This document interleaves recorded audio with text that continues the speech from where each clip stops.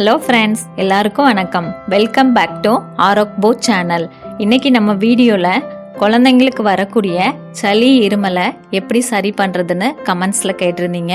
அதுக்கான வீடியோ தான் இன்னைக்கு நம்ம பார்க்க போகிறோம். வாங்க வீடியோக்குள்ளே போகலாம். பொதுவாகவே குழந்தைங்களுக்கு சளி பிடிக்கிறது சாதாரண ஒரு விஷயந்தான். அதுக்காக நம்ம பயப்பட வேண்டியதில்லை.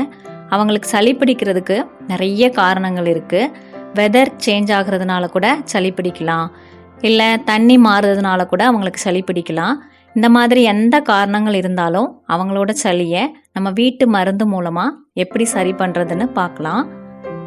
நம்ம சளி பிடிச்ச குழந்தைங்களுக்கு கொடுக்கக்கூடிய மருந்து மாத்திரைகள் மூலமாக அவங்களோட சளி அந்த நேரத்துக்கு அவங்களுக்கு சரியாகுமே தவிர அவங்க உடம்புல அப்படியே தங்கி இருக்கும். ஆனால் நம்ம கொடுக்கக்கூடிய வீட்டு மருந்து அவங்களோட சளியை உடம்புல இருந்து வெளியேற்றிடும். ஒன்று வாமிட்டிங் மூலமாக வெளியேற்றலாம், இல்லை மோஷன் மூலமாக வெளியேற்றலாம். இப்போ அந்த வீட்டு மருந்து என்னென்னு நம்ம பார்க்கலாம். இந்த மருந்துகளை சின்ன குழந்தைங்கள்லேருந்து பெரியவங்க வரைக்கும் ஃபாலோ பண்ணலாம்.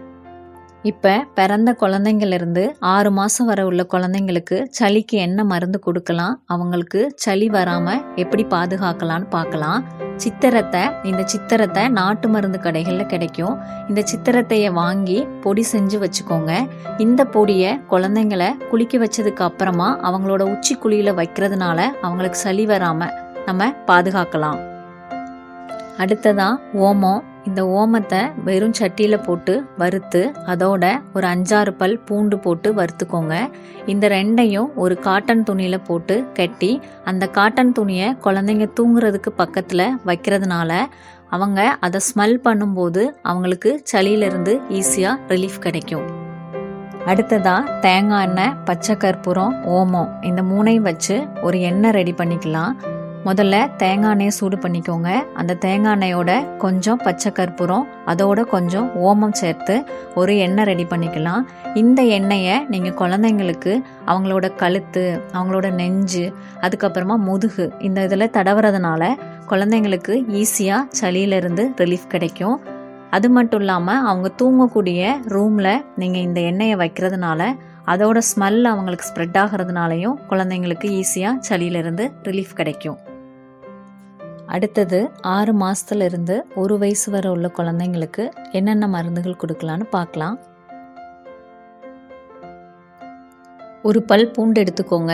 அதோட கொஞ்சம் மஞ்சள் பொடி சேர்த்து ரெண்டையும் ஒன்றா தட்டி இதை அவங்க குழந்தைங்களோட உச்சிக்குழியில் வைக்கிறதுனால அவங்களுக்கு சளியும் இருமலும் சீக்கிரமே குணமாயிரும்.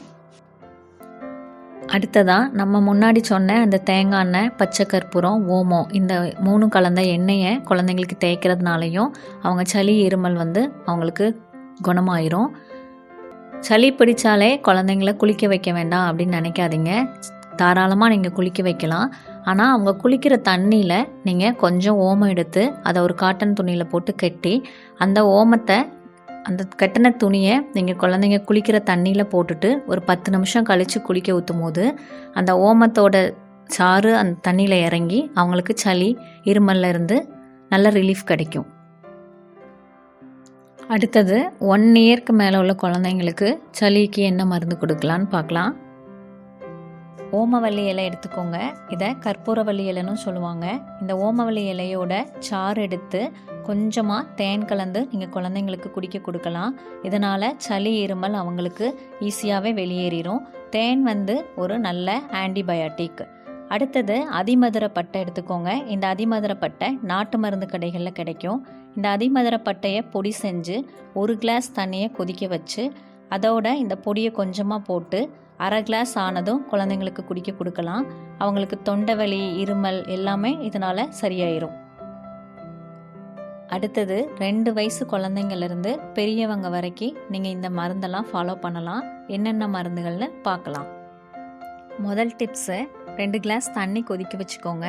அதில் ஒரு 5 மிளகு, 2 துளசி, வெத்தலை, கொஞ்சம் ஓமவல்லி இலை, ஒரு 2 ஏலக்காய், மஞ்சள் பொடி சேர்த்து ஒரு 1/2 கிளாஸ் ஆனதும் குடிக்கலாம். 2வது டிப்ஸு, இஞ்சியை கொஞ்சமாக துருவி அதோட சாறு எடுத்து தேன் கலந்து குடிக்கலாம். 3வது டிப்ஸு, சித்திரத்தை பொடி ஒரு 1/2 ஸ்பூன் எடுத்திங்கன்னா ஒரு 1/2 ஸ்பூன் தேன் கலந்து சாப்பிட்டுட்டு வரலாம். 4வது டிப்ஸு, சின்ன வெங்காயத்தோட சாறையும் குடிக்கலாம். 5வது டிப்ஸு, மணத்தக்காளி கீரையை சாறு எடுத்து குடிக்கலாம். மணத்தக்காளி கீரையை முடிஞ்சால் நீங்கள் உணவில் அடிக்கடி சேர்த்துட்டு வரலாம். 6வது டிப்ஸு, லெமன் ஜூஸோட கொஞ்சமாக இஞ்சி துருவி போட்டு அதோட தேன் கலந்து குடிக்கலாம். 7வது டிப்ஸு, சில பேர் தலை ரொம்ப பாரமாக இருக்குது, தலையில் நீர் கோர்த்துருக்குன்னு சொல்லுவாங்க. ஓமத்தை ஒரு 4 மணி நேரம் ஊற போட்டு அதை நல்லா அரைச்சி அந்த பேஸ்ட்டை தலையில் பத்து போடுறதுனாலையும் உங்களுக்கு தலைவலி குணமாகும்.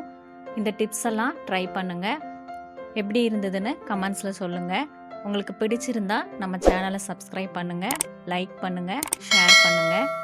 பேபி கேர், பேபி ஃபுட் ரிலேட்டடாக எந்த மாதிரி வீடியோஸ் வேணும்னு கமெண்ட்ஸில் சொல்லுங்கள். நெக்ஸ்ட் வீடியோவில் மீட் பண்ணலாம். ஆரோக் போட் சேனல், ஆரோக்கியத்தின் தேடல். தேங்க்யூ. பாய்.